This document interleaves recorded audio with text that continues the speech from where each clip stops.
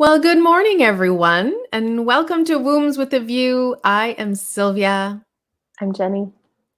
and we talk to you every week. We delve into our own stories about birth and parenting to help move through those topics as well, and showing you that there are lots of different options, different things you can do. And we have various chats every week on a different topic. And today is an exciting topic. It's something we're seeing more and more about, right, Jenny? Exciting, you make it sound like good.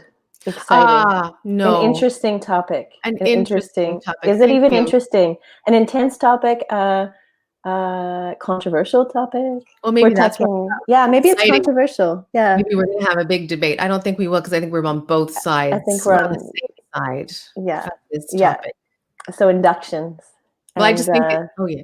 Sorry, I do that again. Say that what we're going to talk about again. I cut you off right there. This is live, you know?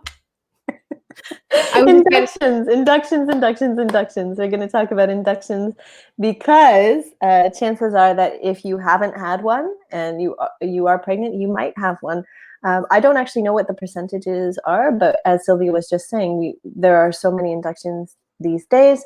If you are listening to the show from wherever you are, please let us know. I am personally curious to know like trends in other places that aren't Montreal.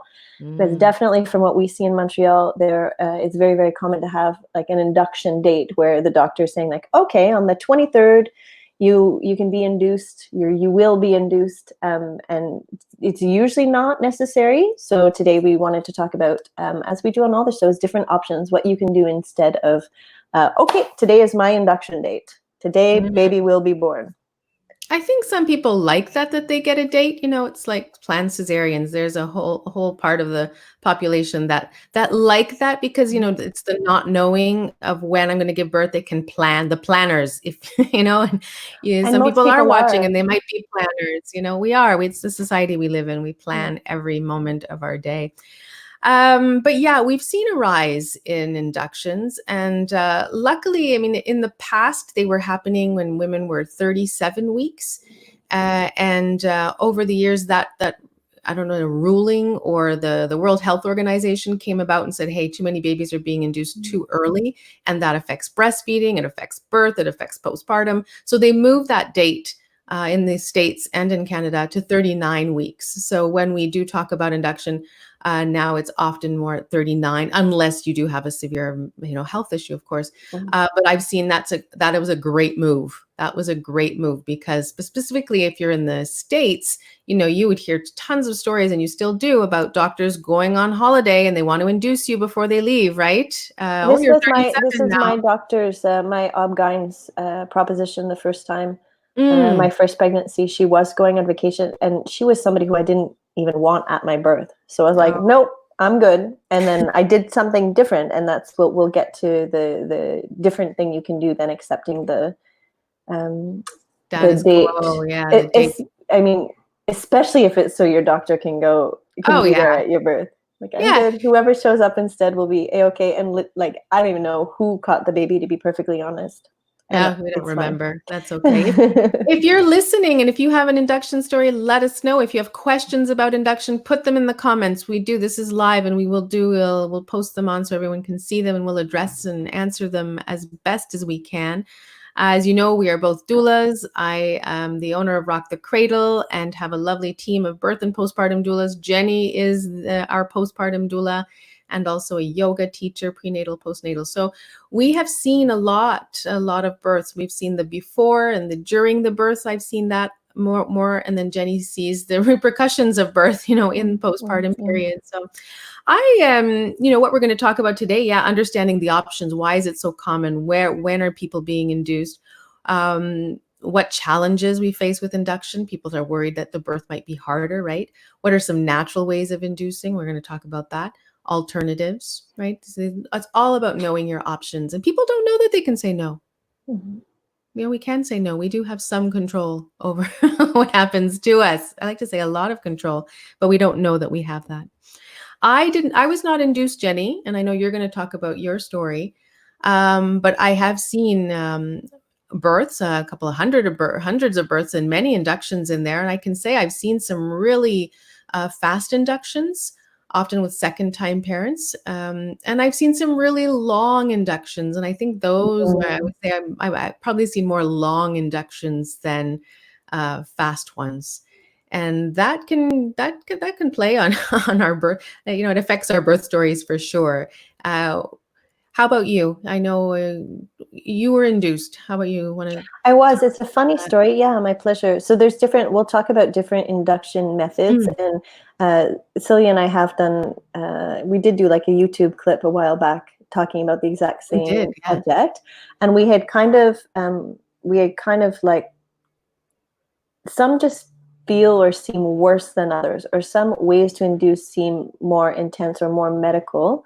But anything can be an induction if it's a membrane sweep. Maybe not the pinky finger. I don't think they do with the pinky finger.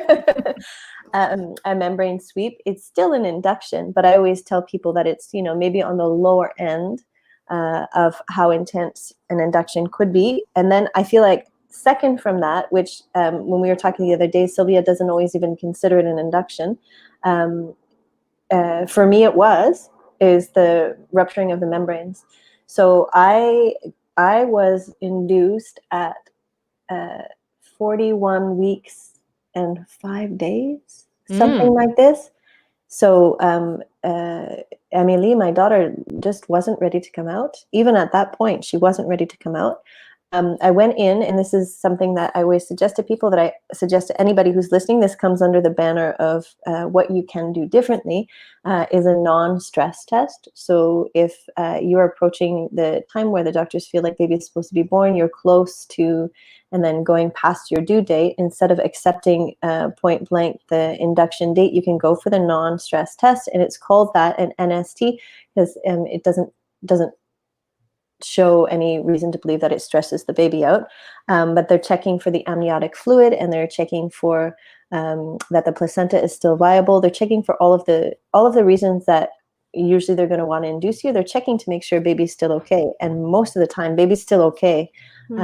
Past 42 weeks, they're less into that for sure. It's not going to happen, but leading up to that, so.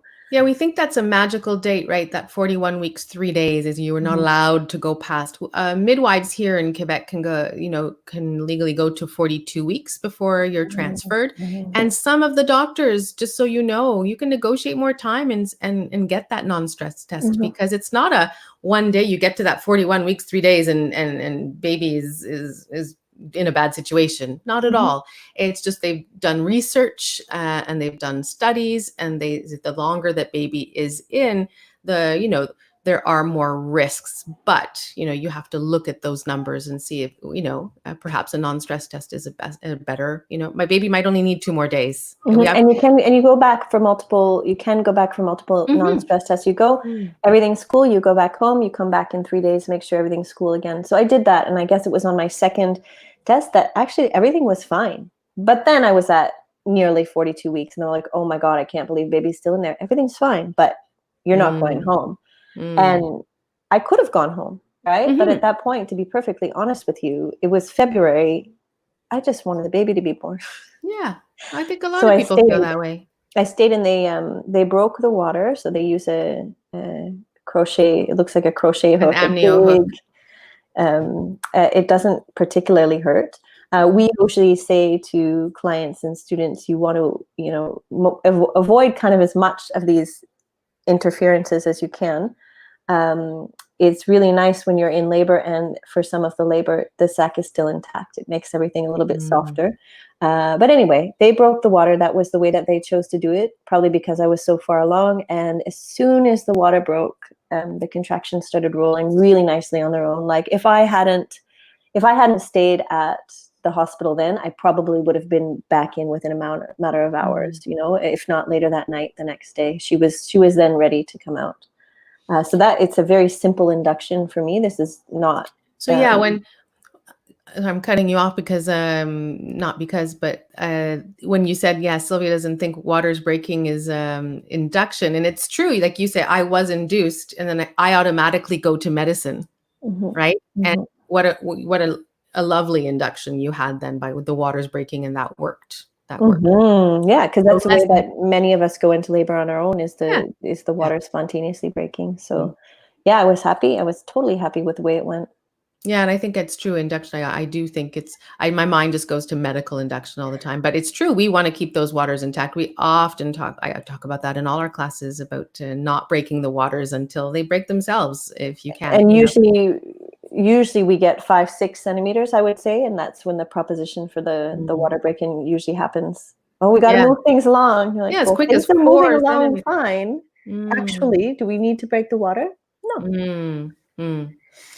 So Yeah, so that's so in your mind, you went to the hospital, and you were induced. Yeah, we see that they wanting to break waters all the time, and around 4 centimeters, like you were saying.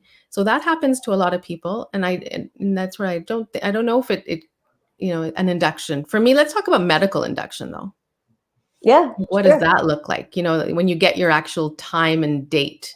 I think there are 2 types of medical there's a few types of medical inductions, but one, if your cervix is not ready, if your cervix is still hard and long, they cannot give you medication for contractions before your cervix is ready. So what they do is they give you a tampon. They insert a tampon, and it's got prostaglandins on it, which helps soften the cervix, which is called Cervidil. You have to usually have to, I don't like those types of, but they will invite you to stay at the hospital to get your contraction, or to get the cervix soft, so that they can start with the medication for contractions. We were going to talk about natural induction after that. Yeah, we will. Yeah. But in case we forget, Yeah. if anybody has an idea, maybe we'll come back to it. But if anybody has an idea of where we can naturally find prostaglandin. So on the tampon is synthetic prostaglandin. And if anybody knows where it is naturally occurring, you can leave a little note and we'll come back to it. Yeah, it's true.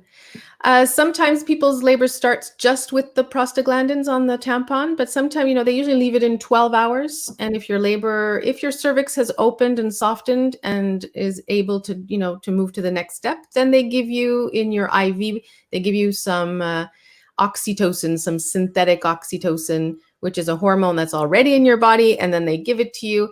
I always say it's the love hormone in your body. We've naturally produced this beautiful hormone called oxytocin. It's the love hormone, but they've created a synthetic version that has no love in it. I'm not a fan. Why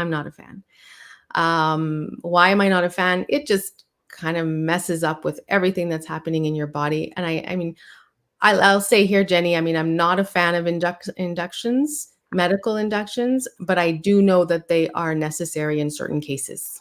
Like anything, we just see the interventions, whether it is cesarean birth, whatever it is, we're grateful and we're happy that we're in the hospital and we can be well taken care of in the more medical scenarios, thankfully. But often we're turning a perfectly natural situation into a medical situation with things like induction.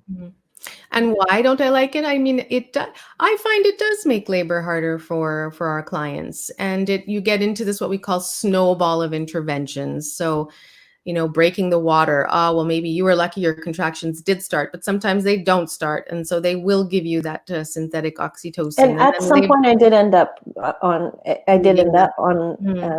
oxytocin and then the epidural, because the contractions hence it is a cascade so often. Yeah. Once you intervene, sometimes we don't have to continue to intervene, but I always talk about it like playing God. It's playing God when you start to get in there and mess with the natural hormones, whereas most of the time, if we leave it, everything's going to tick along nicely. So we talked Cervidil for the cervix. Then another thing with the cervix, there's another option that you have, and it's a Foley catheter. They put a little balloon into the cervix rather than using a hormone. They put a little balloon and they fill it with saline water. And then when that balloon comes out, they've put enough of the water in there to make you at 3 centimeters, so that your cervix would be open about 3 centimeters when it falls out on its own. So it's more of a mechanical induction rather than a hormonal one. And I still think stay home. That's one thing I like about that one, is that often you can go home, while the prostaglandins, they want you at the hospital. So it's deemed a medicine, perhaps, or a form of medicine. Mm. And then the oxytocin, and that's, the other, that is a drip, and they increase the drip every 30 minutes until your contractions ramp up until they are every 2 minutes apart. And there's not really much breathing room, as we would see in, say, a non-medicated birth. Yeah, people do it. People definitely have give birth without epidural after being induced in this way, but I think it's kind of rare because the contractions are so much more brutal. They come on. They're coming on very stronger. intensely. Yeah, they come on stronger for the most part. I mean, I have seen some really easier induced births with oxytocin, but I would say in general it is a little harder. So we do our best with our clients, our doula clients, to avoid inductions as much as possible, and that's why we're talking about this, so that you do know your options, and that there's one doctor at a hospital here that he will just give you a date at 41 weeks. And then if you tell him, our clients come back to us, oh, I have my date at 41. I say, oh, you're allowed a few more days, and she goes back to him, and then he says, oh, okay, I'll give you, we'll reschedule. Yeah, because most people aren't going to ask. That's why the people who are taking prenatal classes and listening to these types of shows and realizing that they do have options, they're the ones who will exercise their options. And then the rest of the people will just go with the recommendations that they don't take as recommendation, but as fact. Reasons why we induce. We talked about how it is, but why would we be getting induced? Like you were overdue, like overbaked. Again, dates, you can take a look at that with your doctor, however. And going, sorry, I'm thinking gestational diabetes. That's one that I see quite often if you have an underlying medical situation. Preeclampsia? Preeclampsia, high blood pressure. Yes, that one I see often. One way to talk to your doctor about that is, well, how high is it? Of course, there is medication that you can get to keep the blood pressure down. Sometimes they'll ask you to take your blood pressure at home, and then if it gets to a certain level, well, then you have to come in. That I've seen before as well. And that's a nice way where you can still keep, stay at home, keep baby in, and then if it does get to a certain level, then you go in. Small baby, where they think baby would be more not viable, but would be thriving better outside of the womb. So say maybe you get, baby, you have is weighing, I don't know, 4 or 5 pounds. Perhaps you have a small. And then also big baby. Baby's too big. We need to induce you. Baby's too big. And how many times, Sylvia, have you seen as a doula, baby's too big, and then there's an induction, and then baby's really not that big at all because they can't really accurately measure. So that happens a lot, actually, where mom becomes stressed now because the baby's so big, I'm not going to be able to push it out on my own. If he gets any bigger, yes, let's do the induction. Yeah, there's a little bit to avoid. Nothing to be afraid of. Yeah, the babies are, then it's a 6-pound baby, and you're like, oh, actually. I do have a friend who was induced, and they were worried about that with gestational diabetes, and they were saying you're going to have a 10-pound baby, and it was a 2-day induction, and baby was 7.5 pounds. So very normal size. That's very average sized. Yes. Yeah, the big baby. The ultrasounds, a lot of people are getting ultrasounds now. The doctor's offices are buying these ultrasound machines and doing ultrasounds at 32 weeks now. It used to be only 13 and 20. The 20-week ultrasound gives you the most accurate readings and stats. By 32 weeks, it's really hard to, like you said, they're off. They can be off by a pound on each side, right? It could be a pound bigger than they're saying, or a pound lower. So it's that pound makes a difference for when they're choosing to do it or not. Yeah, the word arbitrary. I don't know if you can post the question that Law has written here. Law is written here. I love here, the word arbitrary, and you don't even need to put it in quotes, I think, in this case, Law.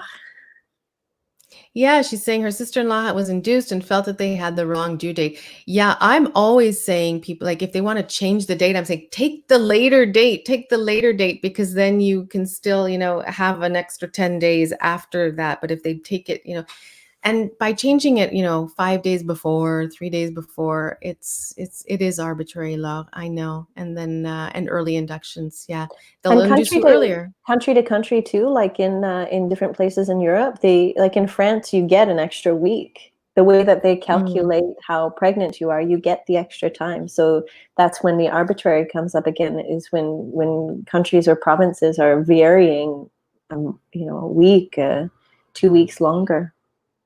Yeah, and the question I have, and I haven't looked into it, is France. Yeah, you were saying their actual due date is 41 weeks. But when will they start inducing? Will they Mhm. give an extra, like we get the extra 10 days? Will Mhm. they get only 3 or 4 days? That would, I keep meaning to look into Mhm. that, and that would be interesting to look at.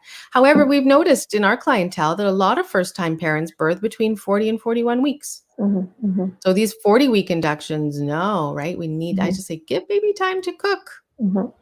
Mm. What are some, for if we have a looming induction, Jenny? I mean, you probably did some things like natural Yep. ways of inducing. Natural induction. I always feel like it's an oxymoron, but there are definitely more gentle things.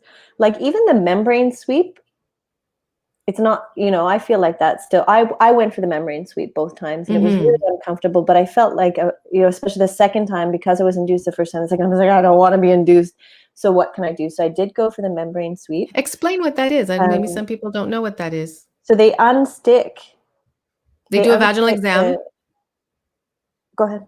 No, no, go ahead. I was Yeah, like and they take, we're not doing and they unstick the uh, the membranes. all of my words come in French, even though I'm not francophone. So it's uncomfortable, not necessarily painful. I think it just depends on the person. There are obviously, could they accidentally break the water at that point? Are there repercussions? It's still an intervention, so there still, of course, are risk factors with it. I just feel like it's less intense than having the pitocin. But aside from that, I think that acupuncture is a really, really wonderful thing. In my own case, and anecdotally, acupuncture seems to be one of the more natural things that will actually get things going. It's not going to work if baby's not ready to come out. So that's something you can Mm. really take comfort in. Same with acupressure. I remember with Emily, with the first, I was pushing all the pressure points all over the ankles, all the ones they said, like, oh, don't get a massage when you're pregnant, because I was pushing all of those points, and nothing happened because she wasn't ready to come out. However, with her brother, and I did have one round of acupuncture with her, and then I was like, oh, it didn't work, so I didn't go back. So really, with acupuncture, you go before the due date. Baby, your body is prepared. They help to prepare your body for birth. And as you get closer to your due date, closer, you can go for 2 rounds of acupuncture. And I had Arlo. I had my son hours after going for a round of acupuncture. Mm-hmm. Yeah, Yeah, that's a good one. there's one that I don't necessarily recommend, and you probably don't as well, but maybe some midwives do, is cod liver oil. Mm. Being able to take it to clear out the entire system. It usually clears everything out. People do it. I don't think the doctors recommend it, and I don't think that the midwives always recommend it either. Do you have experience with clients using that? No, not too much. Mm. Yeah, it gets the digestive system going. You start with cramping, a lot of diarrhea. It can be Um, intense, yeah. yeah, it can be intense. Yeah, sex. That's everybody's favorite. So nobody Is it pointed to though? our. Is it when you're pregnant, Okay, 30, so when I 40 am weeks? teaching the birth education classes, Yeah. there's at least half of the class. Now, it might be the male half of the class, but Yeah. there's at least half of the class that like that. It Woo. depends. Everybody feels Yes, different I hormonally know at they that do. stage, and for some people, it's a wonderful way. So nobody commented on the prostaglandins, but it is found in sperm. So Mm-hmm. there are many reasons why sex can be a wonderful way to bring on labor, including just that. Instead of getting it from the false source, why not go for the A real real thing. deal? If you Nipple can. stimulation, orgasm, all of those things are reasons why it can help us to go into labor. And walking too, like walking is funny. Walking stairs, we often recommend. But, you know, I usually say too, you can go walk the Mont Royal, but keep in mind when you're doing, you know, big walks to help labor come on, you also don't want to like run a marathon so that you're too exhausted. You know, you don't want to do too much of you still want to move and keep moving and you walk up the stairs and stuff. But if you do up, down, up, down, up, down, up, down, water breaks, now you're in labor and you're exhausted. And then, yeah. Yeah, it's all in moderation, right? It's keep doing some every single day. I hear lots of things about, you know, foods, different foods. I think pineapples, I've heard. There's been studies on dates. People are all over the dates now. People, all of my yoga Oh, students are they're telling so each other to yummy. eat dates. Yeah. Eat I dates. think there's something to it. I think that's I think that is more legit than eggplant parmesan. Although people swear by that as a recipe Oh, too. I have not Oh heard yeah, that one. eggplant. Eggplants. Well, I Uh, heard pineapples to get the actual levels that you need. You need, you know, to start get things going is 7 pineapples. That's a lot of I love pineapple. pineapple. That might be a little Me bit too. too much. Me But too. the dates, I think I might be wrong, but like 6 dates a day or something like that, which I can eat They're a whole so box a day. yummy with some And blue spicy cheese. food. Spicy food. I don't Yes. know. I don't Cheetos. know. I think it's to get the digestive. It gets things going. Glass Mm, of wine and spicy relaxing. food, relax. Yeah. Yeah, definitely. So there are some things. I know people try a lot of things Mhm. before going into a medical induction, and why not? You know, try it. But I think having the talks with your doctors too and your caregivers about extending the time, really working together as a team that you feel very comfortable with the date that they're giving you, Mhm, mhm. and knowing that it could be longer, right? So really preparing your mind. Hmm. Um, and like you said, we can say no. I come back to that because it's so important. Mhm. Your body, your baby. Yeah, it's hard though. It's always hard, like with It any of is. the interventions, to go against, well, who am I to make that decision? What if something's wrong and I've decided to not be induced and then something happens? It's very difficult for us to trust even trust our intuition when it's Mm, going against doctors' advice. And it often is going against doctors' advice because it's our intuition. It's not measurable by date, but it's so important. But I just think like, fine, it's one thing to say like, nope, no induction, no non-stress test. But if you're like, no, I'm not getting an induction, if everything's okay, and you check and everything's okay, that is an informed decision. That to me is way different than flat out refusing anything. It's a mhm, very healthy, very smart, responsible way to go about it. Then, mm. potentially avoiding, as we talk about the cascade of interventions. It doesn't mean that every birth that begins with induction has a cascade of interventions No. at all, Mm. but it can. That's why you'll have lots of stories, right? We'll have lots of positive stories. So we're not telling you not to get induced, but we're just giving you your options, what an induction looks like, why they give them out, or why they plan them, what that can look like in labor, just to give you more options and so that you know what you can do. I think I've said that word like 5 But I times. don't think there's anything more important is just knowing that you do have options. Again, if you're with midwives, at least here in Montreal, I think midwives in general, sometimes we're overwhelmed by the choices because they're like, Mm, okay, well, we can do this, or we can do this, or we can do this. Or you're like, well, what should we do? And they're like, well, I can't tell you what we should do. It's your decision. You're like, oh, well, I don't know. It's like two opposite things. Often with the doctors here, it's like, this is what we're doing. And then with the midwives, we're like, we could. So if there was like a happy medium where we could have some advice. Well, if you have questions about this, put them in the comments. We check the Facebook page and the YouTube channel. We'll gladly answer anything that comes up in your story. If you have a story to share, to let us know. We're here. We are on every Wednesday at 11:30. If you're on YouTube, subscribe to our YouTube channel. Maybe my ask for everybody today would be to invite a friend to come to the page. The more the merrier. The more that we share our stories, positive stories, more challenging stories, I think we need to come together as a community to share them. And if you, as always, want to take some amazing prenatal and postnatal classes, yoga classes, Jenny has classes regularly, even during the summer. Oh yeah. Yeah, Yes. I'll go. You know, I'm actually going on vacation first week, and I'm going on vacation first week where there's no Wi-Fi. So I'm gonna have to skip a week of yoga class, but I'm sure Okay. everybody will be okay.